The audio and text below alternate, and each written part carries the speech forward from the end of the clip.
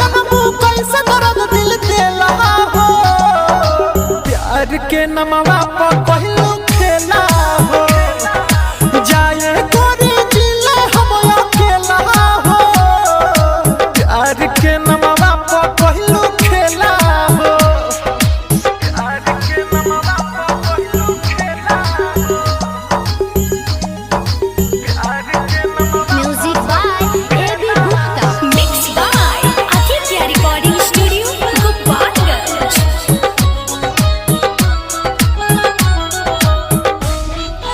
कोइले बाड़ू प्यार के मोर अपमानो हो